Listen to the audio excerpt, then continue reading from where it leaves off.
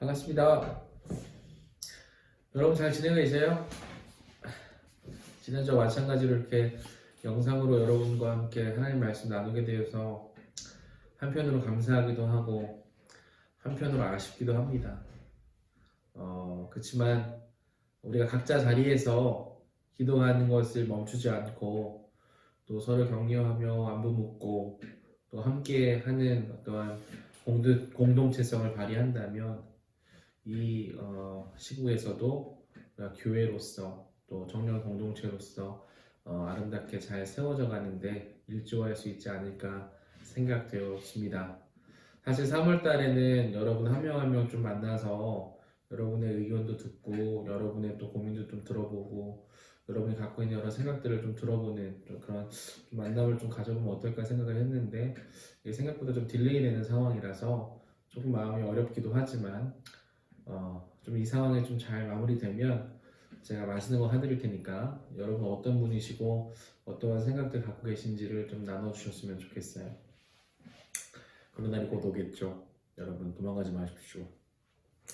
오늘 하나님 말씀 같이 좀 보았으면 좋겠는데 오늘 함께 나눌 하나님 말씀은요. 출애굽기 19장 5절에서 6절 말씀입니다. 출애굽기 19장 5절에서 6절 말씀입니다. 제가 갖고 있는 성경 페이지로는 구약성경 111쪽에 있습니다.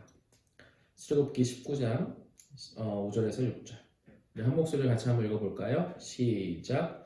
세계가 다 내게 속하였나니 너희가 내 말을 잘 듣고 내 언약을 지키면 너희는 모든 민족 중에서 내 소유가 되겠고 너희가 내게 대하여 제사장 나라가 되며 거룩한 백성이 되리라. 너는 이 말을 이스라엘 자손에게 전할지니라. 아멘. 저와 여러분은 예수님을 믿는 사람이죠. 이렇게 예수님을 믿는 사람들을 어떤 사람들이라 이렇게 칭하냐면 기독교인, 그리스도인 이렇게 칭하지 않습니까? 그리스도인, 그러니까 그리스도의 사람들이나 사람들이다 이렇게 표현하는 것이죠. 우리는 이 예수 그리스도, 우리가 믿고 신앙하는 예수님을 구주라고 표현하고 있습니다. 그러니까 구원자 되시며 우리의 주인 되십니다라는 믿음의 고백을 주님께 올려드리는 것이죠. 그런데 여러분 이런 생각 혹시 해보셨어요? 내가 예수님을 믿어 그리스도인이 되었다. 그렇지. 그런데 내가 예수님을 믿어 그리스도인이 되었다라는 것이 어떠한 의미지? 이런 생각 혹시 안 해보셨어요? 더 나아가서 내가 예수 그리스도를 믿어서 그리스도인이 되었다라는 것은 내가 이제 확실히 알겠는데 그리스도인으로서 산다라는 것은 어떠한 삶이지? 이런 생각 혹시 안 해보셨습니까? 저는 이 두 가지 질문을 오늘 설교하기 전에 여러분에게 한번 던져보고 싶어요. 여러분 스스로에게 나는 어떠한 사람인지 이렇게 한번 던져보면서 내가 그리스도인이라는 삶이 그리스도인으로서 어떠한 삶을 살아가야 될 것인지 또 그리스도인이 되었다는 것은 어떤 의미인 것인지 이 두 가지 질문을 잘 한번 상고하면서 오늘 하나님 말씀 뭐라 말씀하시는지 한번 들어보았으면 좋겠습니다. 먼저 이 질문부터 한번 해볼 수 있을 것 같아요. 우리는 어떻게 그리스도인이 되었는가? 로마서 1장 6절에 보면요 이렇게 고백하고 있습니다. 우리가 이방인들 중에 그리스도의 것으로 부르심을 받았다. 그러니까 이방인들 중에서 그리스도의 것으로 불러냄을 받았다는 거예요. 무슨 말입니까? 그리스도의 사람으로서 우리가 주님의 택하심을 받았다라는 의미가 되는 것이죠. 에베소서 2장 8절 말씀처럼 우리를 은혜로 불러주셨다, 택하여 주셨다, 구원하여 주셨다 이런 의미가 되는 것입니다. 오늘 우리가 읽은 본문에도요 우리와 같이 은혜로 택하심을 받은 사람들에 대해서 이야기하고 있습니다. 바로 이스라엘이라 불리는 민족인데 출애굽기 19장은요 이집트에서 탈출한 이스라엘과 그들을 구원한 여호와 하나님이 언약을 맺는 장면을 우리 가운데 소개하고 있어요. 저는 오늘 이 본문을 통하여 그리스도인이란 어떠한 사람들인지 그리고 그리스도인의 삶은 어떠한 삶을 살아가는 것이 그리스도의 삶인 것인지 한번 짧게나마 하나님 말씀을 통해서 확인해 보았으면 좋겠습니다. 우리가 먼저 19장, 오늘 보면 19장 4절을 한번 같이 한번 읽어보았으면 좋겠는데요. 우리 같이 한번 읽어볼까요? 시작! 내가 애굽 사람에게 어떻게 행하였음과 내가 어떻게 독수리 날개로 너희를 업어 내게로 인도하였음을 너희가 보았느니라. 아멘. 하나님께서는 지금 모세에게 이스라엘을 향하여 다음과 같이 말씀하라 말씀하고 계십니다. 내가 너희를 구원하기 위해 이집트 사람들에게 어떤 일을 행했고 또 너희를 어떻게 나에게 인도했는지를 너희가 보았느니라. 이렇게 이야기하고 있어요. 하나님께서 지금 자기 스스로 어떤 분이라 소개하고 계십니까? 나는 너희가 노예되었던 이집트에서 너희를 구원해낸 너희의 여호와 하나님이다. 이렇게 말씀하고 계시죠. 내가 강한 권능으로 너희를 이집트에서 구출해내었다. 그것을 너희가 보지 않았느냐라고 말씀하고 있는 것이죠. 하나님께서 그들을 구출하기 전, 그러니까 이스라엘 백성들이 이집트에서 생활할 때의 모습은 어땠습니까? 이집트 땅에서 파라오를 섬기며 노예 생활을 했지 않았습니까? 하나님께서 그렇게 살아알던 이스라엘 백성들을 구원해 내실 때 10가지 재앙을 내리시기도 했고 홍해 사건을 통해서 이스라엘 백성들에게 분명히 가르쳐 주셨죠. 무엇입니까? 하나님만이 참 신이요. 우리가 믿고 신앙하는 하나님만이 온 역사의 주인 되신다는 사실을 분명히 보여주지 않으셨습니까? 출애굽기 19장은요. 이처럼 이스라엘을 구원하시는 온 만물을 다스리시는 하나님께서 모세를 통해 이스라엘 백성들을 시내산으로 인도하셨고 그 속에서 언약을 체결하시는 것을 보여주심으로 인하여 우리 가운데 어떠한 메시지를 주고 있다는 것. 그 메시지를 우리가 오늘날은 동일하게 얻어야 된다는 것을 좀 기억해 볼 필요가 있다는 것이죠. 그것이 무엇일까요? 왜 하나님께서는 이집트에서 이스라엘 백성들을 구원해 내셔서 시내산으로 인도하셨고 거기서 언약을 체결하길 원하셨을까요? 그 이유는 이것입니다. 이제 하나님께서 새로운 왕으로서 여호와 하나님을 섬기는 하나님의 백성으로서 하나님의 종으로서 그들에게 새로운 신분과 정체성을 주기 위함이기 때문이에요. 이제 하나님 앞에서 새로운 신분으로 새로운 관계로 살아가야 하기 때문에 이제 약속, 언약을 해야 된다는 것을 지금 보여주고 있는 것입니다. 여러분 이것이 우리 가운데도 똑같이 적용되지 않아요? 우리가 그리스도인이 되기 전의 모습은 어떤 모습이었습니까? 죄로 인해 들어온 그 죽음을 무기로 공중의 권세 잡은 사단이 우리의 삶을 속박하지 않았습니까? 그래서 이 속박된 삶, 이 세상이 전부인 것만치 살아가면서 결국에 심판받고 멸망당할 수밖에 없는 존재인 우리, 그런 모습으로 결말이 완성된 그 우리들을 향하여 주님께서 그냥 그것을 내버려두지 않으셨죠. 우리에게 찾아오시지 않으셨습니까? 권능의 팔로 우리를 구원하시지 않으셨습니까? 그의 아들이신 예수 그리스도가 우리 가운데 찾아오지 않으셨습니까?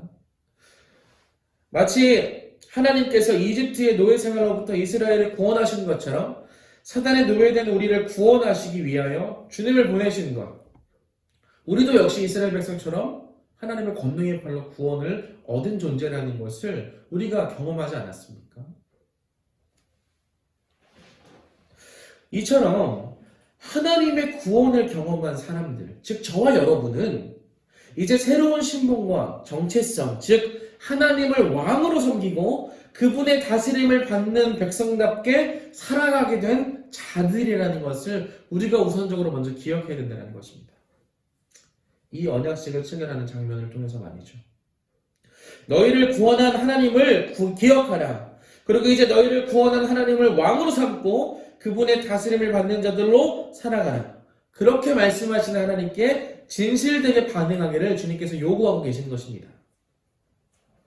그렇다면 새로운 신분을 받아 새로운 질서를 따라 살아가는 자들, 즉 저와 여러분은 하나님 앞에서 어떻게 살아가야 할까요? 또한 하나님께서는 그러한 자들을 어떻게 여겨주시기로 말씀하고 계신가요? 오늘날을 살아가는 그리스도의 사람들, 즉 저와 여러분에게 하나님 무엇을 말씀하고 계십니까? 오늘 보면 5절을 다시 한번 읽어보겠습니다. 시작. 세계가 다 내게 속하였나니 너희가 내 말을 잘 듣고 내 언약을 지키면 너희는 모든 민족 중에서 내 소유가 되겠고. 아멘. 지금 하나님께서는요, 이스라엘을 향하여, 즉 하나님의 능력의 권능의 팔로 이집트에서 구원을 얻어서 홍해를 건너 시내산 앞으로 인도해낸 이스라엘을 향하여 말씀하십니다. 내가 너희를 위하여 행한 일, 한 일을 기억하여 내게 반응하라. 그것을 요구하고 계시는데 그 반응으로 어떤 삶을 요구하시냐면 하나님의 말씀을 잘 듣고 그분과 함께한 언약을 잘 지켜라 라는 말씀을 하고 있다는 것이죠. 이집트의 노예로 숙박되어서 살아가던 자들에게 하나님이 찾아가셔서 권능의 팔로 그들을 구출해내셨습니다.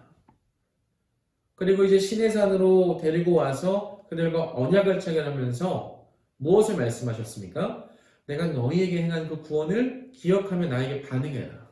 그 반응은 이것이다. 내가 너희에게 하는 이 말을 기억하고 잘 듣고 그분과 함께, 즉 하나님과 함께, 나와 함께하는 그 언약을 잘 지켜라. 그것이 너희가 나에게 해야 될 반응이다 라는 말씀을 지금 주고 있다는 것이죠. 자, 그렇다면 하나님 말씀을 잘 듣고 그분과 함께하는 언약을 잘 지키면 어떠한 축복을 주신다 말씀하시죠? 내 소유가 될 것이다 라고 말씀하시지 않습니까? 여러분, 여기서 소유로 사용된 단어는요, 쉽게 말하면 보물이라는 의미예요.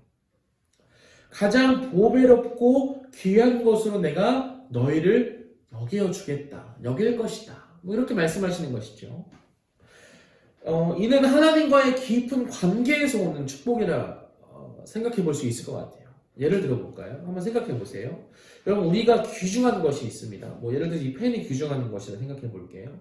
이게 너무 귀중해요. 그럼 이 펜을 어떻게 우리가 대할까요? 굉장히 귀중하게 여기겠죠? 정성을 다해서 그것을 아끼고 또 때로는 이것을 잘 챙길 것이며 볼 때마다 아끼는 것을 이렇게 어떠한 우리의 행동과 말과 어떠한 분위기가 이렇게 드러나기 마련 아니겠습니까? 그와 같처럼 하나님께서 지금 이스라엘을 그러한 존재로 대해주시겠다는 거예요. 세계가 다 나에게 속해 있지. 그런데 거기서 가장 귀하고 보배로운 것으로 내가 너희를 여길 것이다. 어떻게 하면? 너희가 내 말을 잘 듣고 내 언약을 잘 지키며 그러한 존재로 내가 너희를 대할 것이야 라고 약속해주고 있다는 것이죠. 이미 하나님께서 우리를 먼저 찾아오셔서 그분이 우리를 위하여 구원을 이루셨는데 그 반응으로 우리 가운데 이제 내 말을 잘 듣고 내 약속을 잘 지키는 존재로 너희가 나왔으면 좋겠다.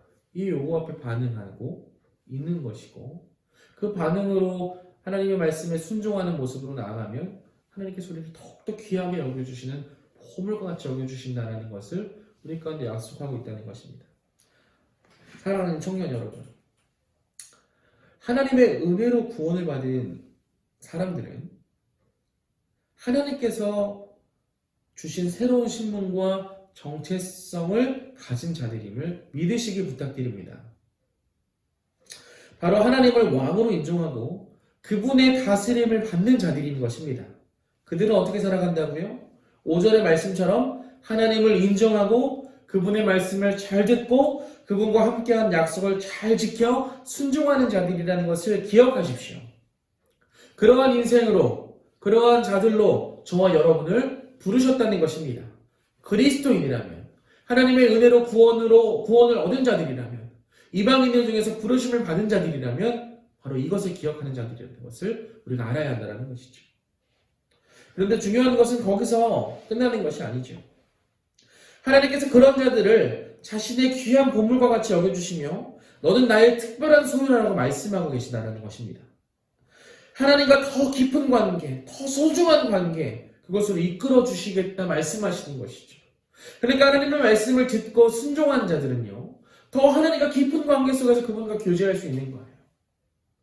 이것을 깨닫고 누리시는 은혜가 저와 여러분에게 있기를 우리 주 예수 그리스도의 이름으로 축복드립니다. 하나님께 순종으로 반응하며 하나님의 특별한 보물로 여겨주심을 받는 이스라엘 백성들, 그리고 저와 여러분, 그런 자들은 어떠한 삶으로 이 세상을 살아갈까요? 어떠한 모습으로 이 세상에 비춰질까요? 6절 말씀 볼까요? 6절 말씀 이렇게 기록되어 있습니다. 너희가 내게 대하여 제사장 나라가 되며 거룩한 백성이 되리라. 너는 이 말을 이스라엘 자손에게 전할지니라. 아멘. 하나님께서 하나님께 순종으로 반응하며 하나님의 특별한 보물로 여겨주시는 그것을 받은 자들을 어떠한 사람으로, 어떠한 존재로 세우시냐 말씀하시나 봤더니, 하나님께서는 순종으로 반응하는 하나님의 백성들을 거룩한 백성으로 세워주겠다. 너희가 세워질 것이다 라고 말씀하시는 거죠. 여러분 한번 생각해 보세요. 우리를 불러주신 분이 거룩하신 분이에요. 그렇죠? 그분이 우리를 불러주셨어요. 근데 그분의 말씀을 듣고 그분의 언약을 잘 지키면 그분의 더 소중한 어떠한 보물로, 소중한 소유물로, 소중한 존재로 여겨주시고 더 깊은 하나님과 관계 속에서 그분을 누리고 만나는 축복을 얻게 되는 것이죠. 그러한 사람들은 더욱더 어떠한 존재로 세워지게 되겠습니까? 거룩한 백성, 거룩한 존재로 세워지기 마련 아니겠습니까? 여러분, 그러한 사람들이 되어야 된다는 것이고, 그러한 사람을 하나님께 저와 여러분을 세워가고 계시며 그러길 원하신다는 말씀을 지금 주고 계신다는 것입니다. 거룩한 백성이 되리라. 우리를 부르신 하나님처럼 거룩하게 살아가는 자들로 세워지는 것입니다. 하나님께서 저와 여러분에게 바라시는 것이 바로 이거라는 것이죠. 내가 너희를 구별하여 불렀다. 너희는 나의 귀중한 보물이다. 그러니 너희는 나의 거룩하여 구별된 보물답게 삶을 살아가라. 여러분, 이러한 삶이 앞에 6절에서 말하는 제사장 나라의 특징이에요. 여러분, 제사장이라는 것은 직분의 이름이죠. 제사장의 그 역할은 무엇이냐면 하나님과 사람의 중간에 서서 중재자로 세움받은 거 아니겠습니까? 중보자라는 뜻인 것이죠. 그러한 나라가 된다는 거예요. 어디에서요? 이 세계에서. 수많은 민족 속에서 내가 너희를 제사장 나라, 구별하여 불러내어서 중보하는 하나님과 여러 이방 민족들 사이에서 중보하는 자로 너희 나라를 세우겠다는 것을 말씀하고 있는 것입니다. 그러니 이런 것이죠. 내가 너희를 위하여 행한 일을 기억하라. 그리고 나에게 진실되게 반응하라. 그 반응은 무엇이었죠? 5절 말씀처럼 내가 너희에게 한 말을 잘 듣고 너희와 내가 한 약속을 잘 지키면 너희는 나의 소중한 보물처럼 내가 여겨줄 것인데, 그러한 사람들에게 주시는 축복, 그것을 누리면 거룩한 백성으로서 세워진다.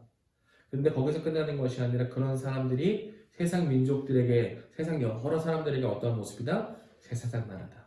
제사장이라는 것은 직분의 이름인데 세상과 하나님 사이의 중재자로서 하나님의 영광스러운 모습을 구별된 삶을 통하여 드러내고 선한 행실, 착한 행실로 하나님께 영광 돌리게 하는 그런 삶을 살아가는 존재로 이스라엘, 즉 저와 여러분을 부르셨다는 것에 우리가 주목해야 된다는 것입니다.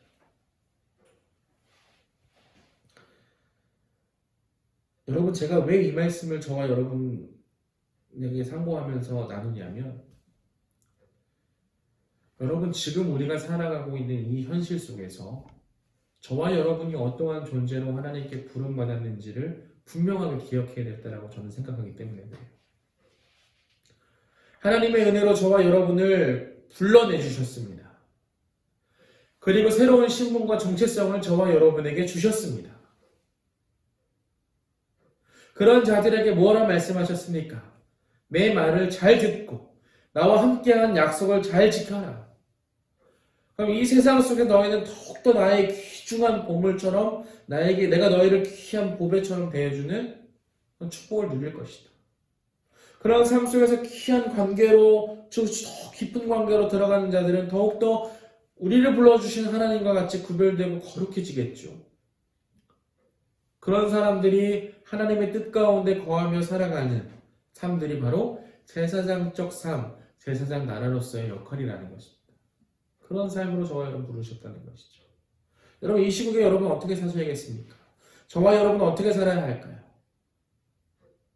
하나님께서 주신 새로운 신분, 정체성을 분명히 붙잡고 하나님의 말씀과 그분의 약속을 기억하며 살아가야 할 것입니다.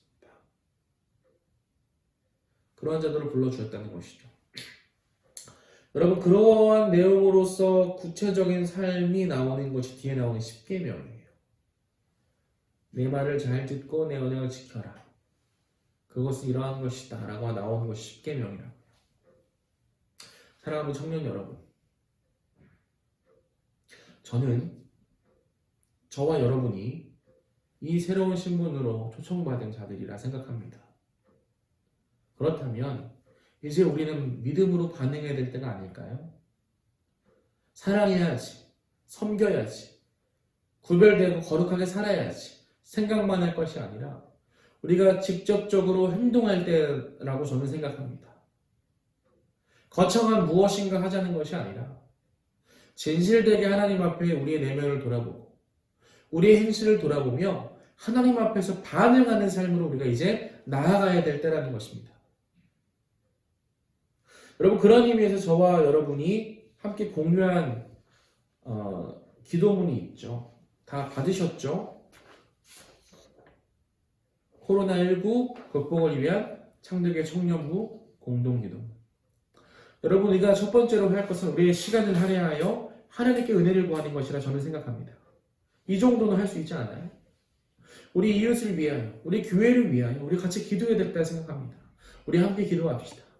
매일 하루 이 기도문을 가지고 기도하고 그 뒤에 이어서 우리가 하나님께 간절히 기도하면 하나님께서 그 기도를 귀하게 들으시고 일하실 거라 저는 생각합니다.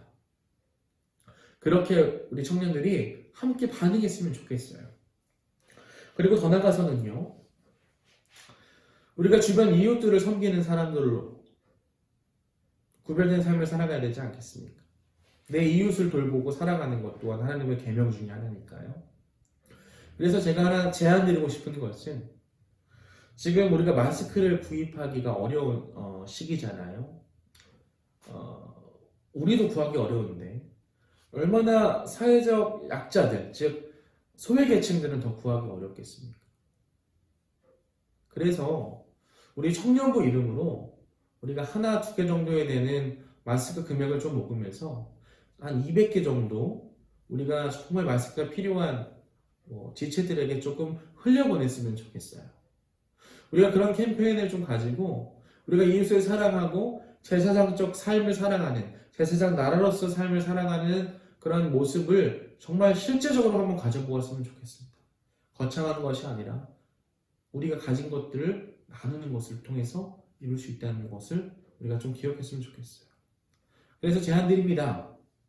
여러분 이번 한 주간 여러분이 가지고 있는 시간을 할애하셔서 하나님께서 저와 여러분이 주신 이 시간을 할애하셔서 우리 함께 기도합시다. 그리고 우리의 물질을 조금이나 나눠서 우리가 마스크를 청년부 이름으로 구입해서 우리가 지역 아동센터 내지는 또 정말 이렇게 삶이 쉽지 않아서 이렇게 고통스러운 지체들에게 이 구입한 마스크를 좀 흘려보내는 일을 우리가 이번 기회에 한번 함으로써 하나님 나라의 백성답게 한번 살아가 보았으면 좋겠어요.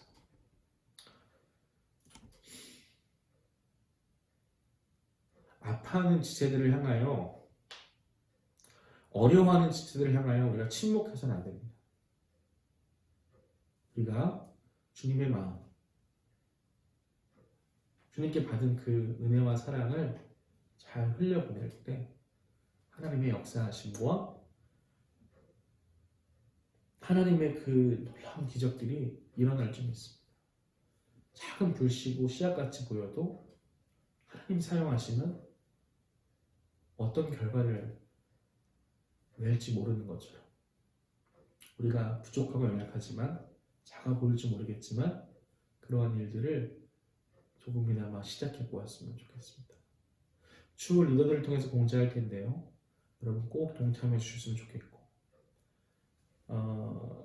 공회드린 이 기도를 통해서 매일 기도해 주시면서 이 어려운 시국 속에 하나님의 은혜가 능력이 임할 수 있도록 함께 동참해 주시기를 우리 주 예수님의 이름으로 부탁드리겠습니다. 우리 마지막으로요. 제가 이 기도문에 있는 내용을 가지고 기도함으로 마무리하도록 하죠. 제가 기도하겠습니다. 우리 주 하나님, 우리가 맞이한 이 위기를 굽어 살펴주옵소서. 인간의 죄로 인해 여러 질병과 전염병이 우리의 삶 속에 필연적으로 있음을 볼 때마다 우리의 연약함을 인정하고 다시 오실 예수님을 바라보는 것만이 참된 소망임을 깨닫게 됩니다. 위로의 하나님, 코로나19의 확산으로 인해 심적으로 고통당하는 이웃이 있습니다. 여러 염려와 두려움으로 힘들어하는 이들에게 위로와 힘을 주시고 눈물로 하루하루를 견디고 있는 약자들에게는 소망을 주시길 기도합니다. 권능의 하나님, 코로나19 확산을 막기 위해 애를 쓰고 있는 정부와 공직자들, 그리고 질병으로 고통당하는 자들을 돌보는 위로진들에게 지혜와 능력을 주시고 지금 이 시간에도 돌봄이 필요한 사회적 약자들을 돌보는 봉사자들에게도 힘을 주시어 속히 이 어려운 상황에 수습되고 안정될 수 있도록 도와주시길 간절히 기도합니다. 소망의 하나님, 이 어려운 시국에 우리 창대교회의 모든 성도들이 소망을 주시는 주님을 붙들고 일상 속에서 예배자의 삶을 살아갈 수 있도록 도와주시길 기도합니다. 주님께서 우리를 한 몸 공동체로 묶여주셨으니 모여있을 때나 흩어져 있을 때 언제 어디서든지 서로를 위해 기도하며 격려하는 일을 멈추지 않도록 도와주옵소서. 고아와 과부의 하나님, 우리 창대교회가 지역사회를 품고 섬기는 일들을 멈추지 않기를 소망합니다. 우리가 이웃을 이해할 수 있는 작은 일들을 멈추지 않도록 하시고 고통 중에 아파하는 이웃을 돕는 일에 인색하지 않도록 하시며 주님께 받은 은혜와 사랑을 삶의 현장에서 나누고 흘려보내는 일을 기뻐하는 신앙 공동체가 되게 하여 주옵소서. 구원의 하나님, 지금 이 시기에도 하나님의 구원이 필요한 이웃이 많습니다. 주님의 교회가 선한 행실을 가져 교회를 비방하는 자들이 도리어 하나님께 영광을 돌리게 하시고 하나님의 구원 사역을 이루어가는데 쓰임받는 거룩한 교회가 되도록 우리를 인도하여 주소서. 우리의 모든 인생을 주관하시는 우리 주 예수님의 이름으로 간절히 기도드립니다. 아멘.